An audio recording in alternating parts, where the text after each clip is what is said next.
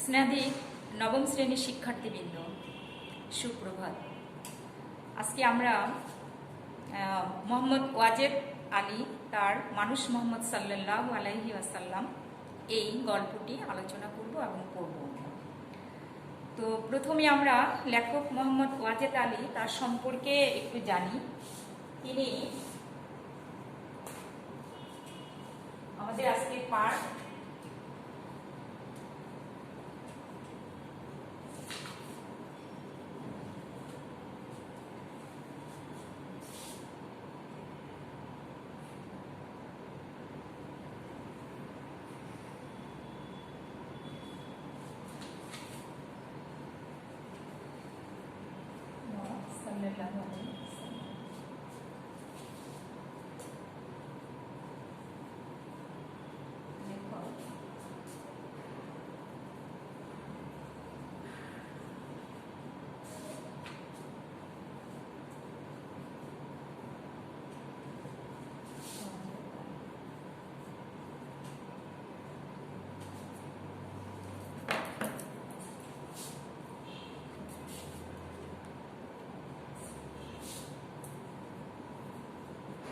ওয়াজেদ আলী।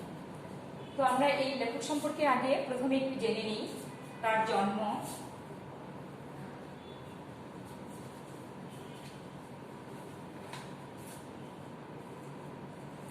1896 সালে সাতক্ষীরা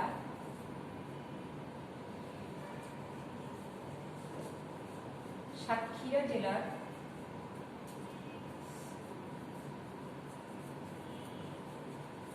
বাঁশদহ গ্রামে জন্মগ্রহণ করেন।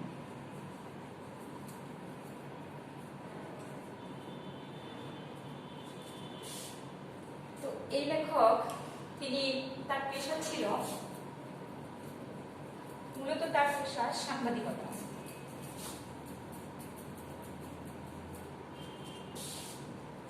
তার এটা আমি মুছে দিলাম।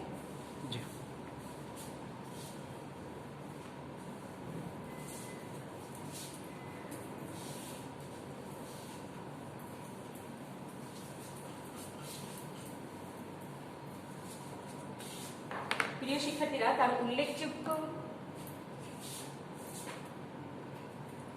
গ্রন্থ হচ্ছে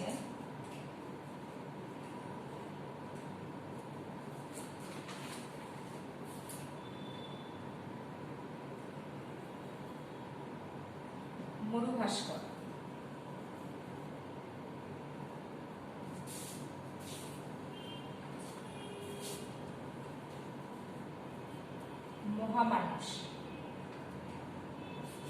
মহামানুষ মহসী,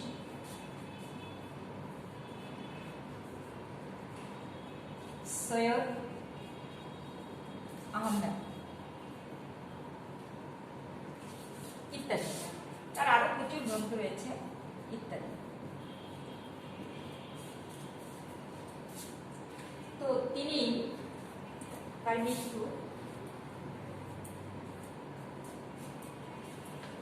তিনি 1954 সালে 8ই নভেম্বর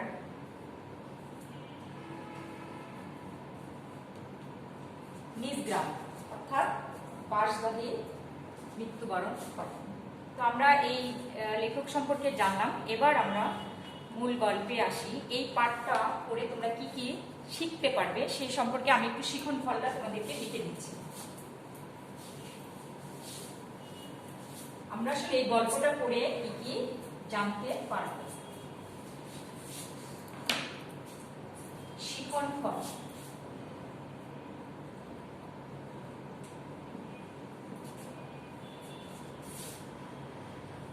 প্রথমত, ইসলাম ধর্ম প্রচার ও প্রতিষ্ঠায়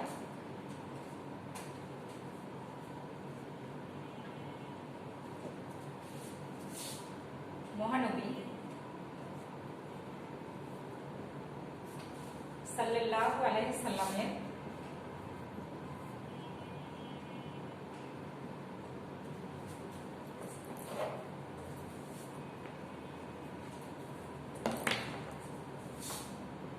মহানবী সাল্লাল্লাহু আলাইহি সাল্লামের ত্যাগের মহিমা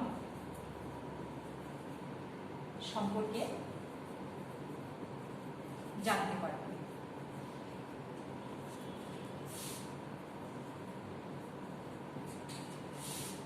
এরপরে তোমরা আরো জানতে পারবে সত্যের নিবিড় সাধক, সত্যের নিবিড় সাধক হিসাবে মহানবী সাল্লাল্লাহু আলাইহি ওয়াসাল্লামের চারিত্রিক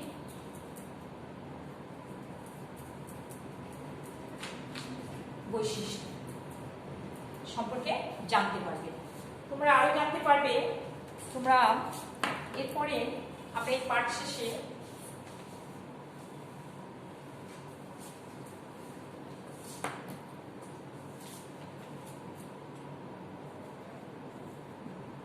নবী করিম সাল্লাল্লাহু আলাইহি ওয়াসাল্লামের জীবনাদর্শে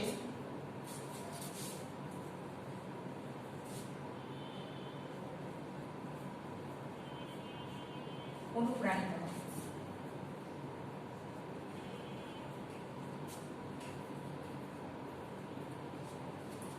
তো এবার আমরা মূল গল্পটা একটু পড়ি, তোমরা বাসায় গল্পটা পড়বে, তারপরে আমরা আজকে একটু কয়েকটা প্যারা আমি তোমাদেরকে একটু পড়ে আমরা আলোচনা করি।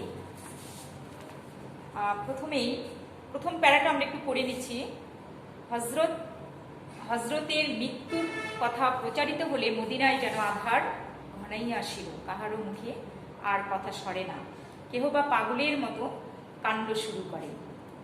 রাসূলুল্লাহ সাল্লাল্লাহু আলাইহি ওয়াসাল্লামের পীড়ার খবর শুনিবার জন্য বহু লোক জমায়েত হইয়াছে। কে একজন বলিলেন তাহার মৃত্যু হইয়াছে।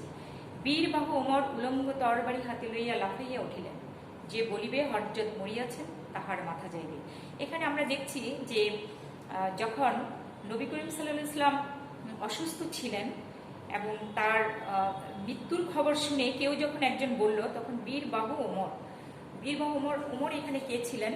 ওমর ছিলেন আমাদের ইসলাম ধর্মের, তিনি ইসলাম ধর্মের দ্বিতীয় খলিফা। তিনি একজন তেজস্বী বীর যোদ্ধা ছিলেন। প্রথম দিকে তিনি মহানবীকে হত্যা করার সংকল্প নিয়ে যখন যাচ্ছিলেন, তখন তার ভগ্নীর কণ্ঠে পবিত্র কোরআন শরীফ তেলাওয়াত শুনে তিনি ইসলাম ধর্ম গ্রহণ করেন। এই হযরত ওমর রাদিয়াল্লাহু আনহু ছিলেন একজন বীর যোদ্ধা, ন্যায়পরায়ণ শাসক ও মহানবীর বিশ্বাসভাজন সাহাবা।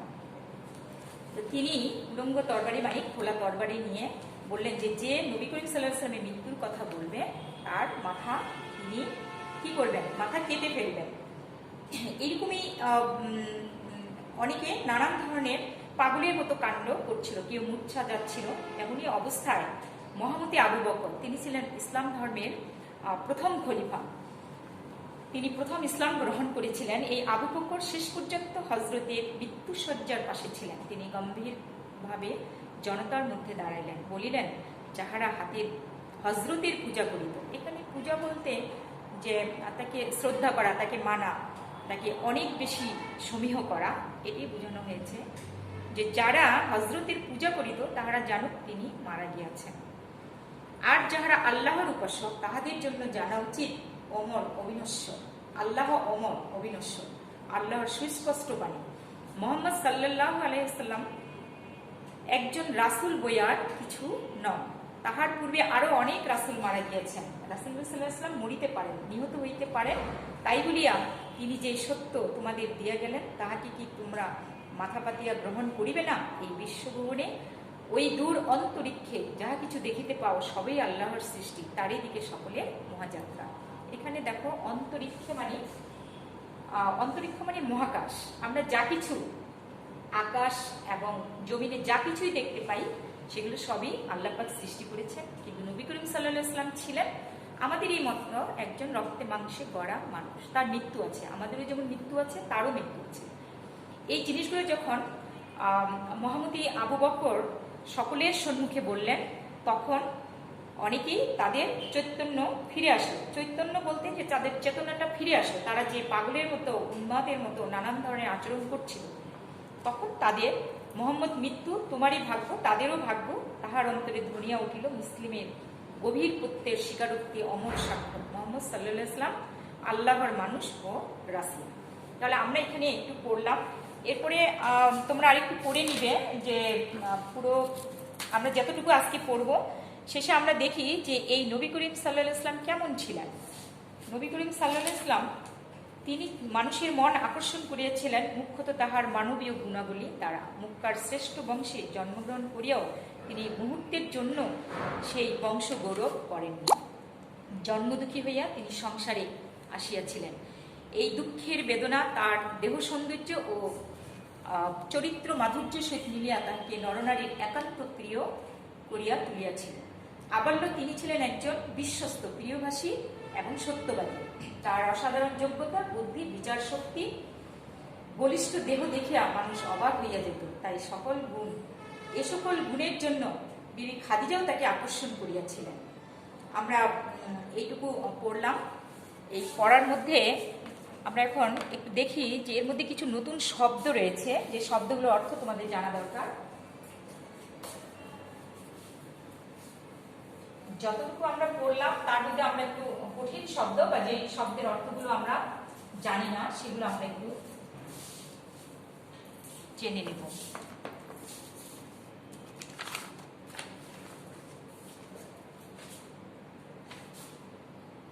বীর বাহু,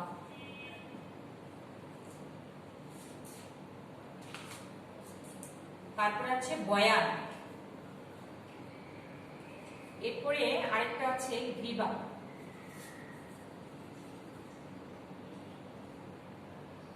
অকুতোভয়,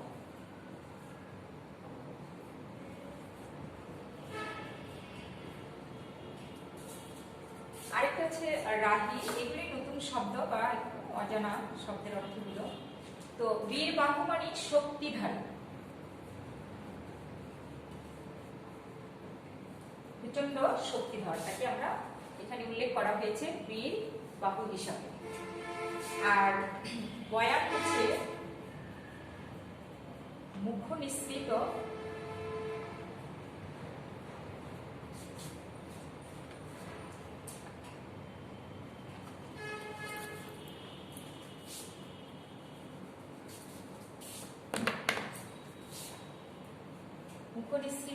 বাণী বা কথা।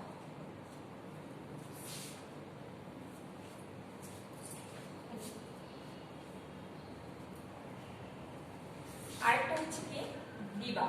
গ্রীবা মানে ঘাড়, অকুতোভয় মানে নির্ভয়, আর রাহি মানে পথিক বা মুসাফির। এখানে মুসাফির বুঝানো হয়েছে। এগুলোই, আর তেমন কোনো শব্দ নেই, আর তেমন কোনো কঠিন শব্দ দেখছি না এখানে। আমরা কিন্তু আজকে এই পর্যন্তই পড়ব। তোমরা এটা বাসায় পড়বে যে তাহার অন্তর্হৃদয়ে একটিমাত্র প্রার্থনার বাণী জাগিয়াছে, এদের জ্ঞান দাও প্রভু, এদের ক্ষমা করো। এখানে একটা শব্দ আছে, নতুন শব্দ, লোষ্টাঘাত। আচ্ছা, আমরা একটু দেখি লোষ্টাঘাত।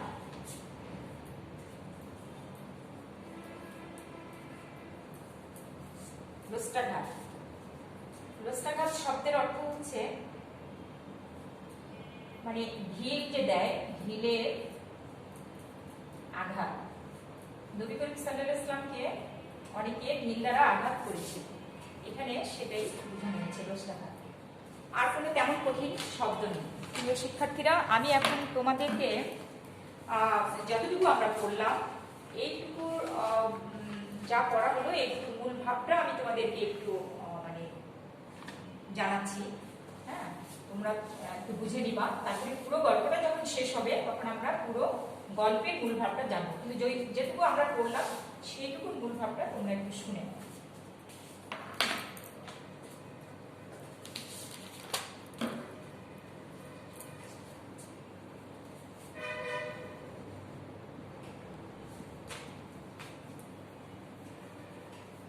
আমরা পাঠের শিরোনামটা লিখে দিই। তো আমরা যেটুকু পড়েছি সেইটুকুর মূল ভাবটা আমি তোমাদেরকে বলছি, একটু তোমরা একটু শোনো। মহানবী সাল্লাল্লাহু আলাইহি ওয়াসাল্লাম এর মৃত্যুতে মদিনার চারিদিকে শোকের মাতম বইছিল। সেদিন যেন মনে হচ্ছিল মদিনার সূর্য অস্তমিত হয়ে অন্ধকার ঘনিয়ে এসেছে। ইসলামের প্রথম খলিফা হযরত আবু বকর রাদিয়াল্লাহু আনহু হযরতের মহান বাণী শুনিয়ে শোকে মর্মাহত বিহ্বলিত মুসলমানদের বুঝিয়ে দিলেন, নবী করিম সাল্লাল্লাহু আলাইহি ওয়াসাল্লাম তিনিও মানুষ, মৃত্যুর অধীন। নবী করিম সাল্লাল্লাহু আলাইহি ওয়াসাল্লাম আবাল্য তিনি সত্যবাদী, প্রিয়ভাষী, বিশ্বস্ত এবং অসাধারণ যোগ্যতা, বুদ্ধি, বিচার শক্তি ও বলিষ্ঠ দেহের অধিকারী ছিলেন। অন্যের কল্যাণবতী এই সকল গুণ মানুষকে আকর্ষণ করত। এবার আমরা যেটুকু পড়লাম সেইটুকুর মানে মূল ভাবটা একটু জেনে নিলাম। এখন আমি তোমাদের একটু মূল্যায়ন করব, দেখি তোমরা কি বুঝলে। আমি একটি প্রশ্ন করছি, রাহি শব্দের অর্থ কি? মূল্যায়ন।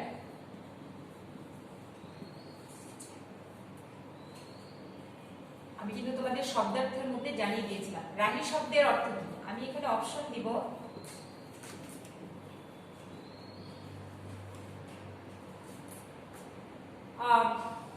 মুসাফির,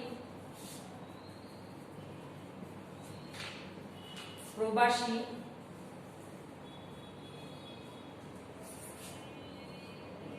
ভিক্ষুক,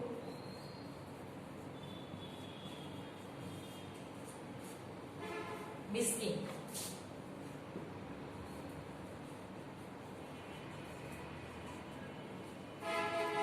এখানে আসলে সঠিক যে অর্থ, রাহি শব্দের অর্থ, আমি 4টা অপশন দিয়েছি, তোমরা করবে। তারপরেও আমি তোমাদের উত্তরটা জানিয়ে দিই, যেহেতু তোমাদের সাথে আমার সরাসরি ক্লাস হচ্ছে না।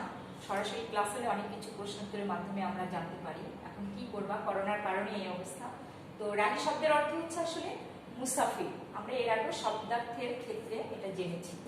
আমি আরেকটা প্রশ্ন তোমাদেরকে দিব,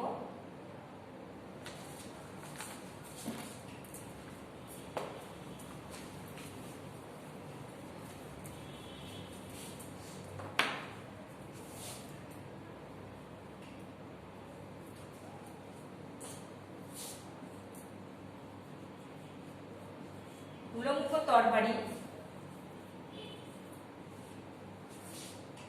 হাতে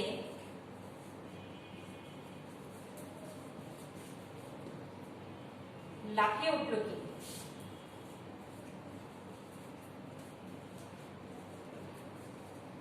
কে উঠেছিল? আমি তোমাদের মুখে বলছি, হযরত উসমান রাদিয়াল্লাহু আনহু, হযরত আবু বকর রাদিয়াল্লাহু আনহু, আরেকটা হচ্ছে বীরবাহু ওমর রাদিয়াল্লাহু আনহু, কিংবা শোকার্ত জনতা। কে করেছিল? 4টা অপশনের মধ্যে আসলে সঠিক উত্তরটি হচ্ছে কোনটা?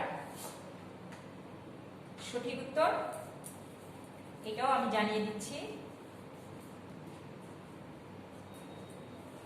বীর বাহু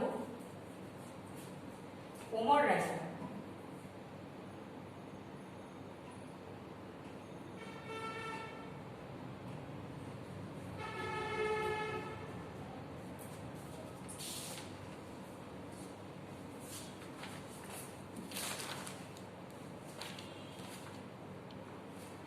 তাহলে তোমাদেরকে আমি একটু মূল্যায়ন করে নিলাম। এরপরে আমি তোমাদের একটা বাড়ির কাজ দিব, খাতায় লিখে নাও।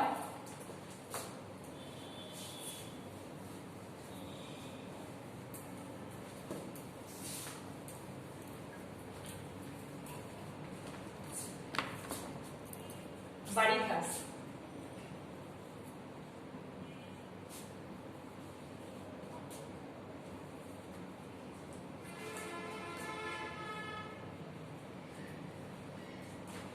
আমি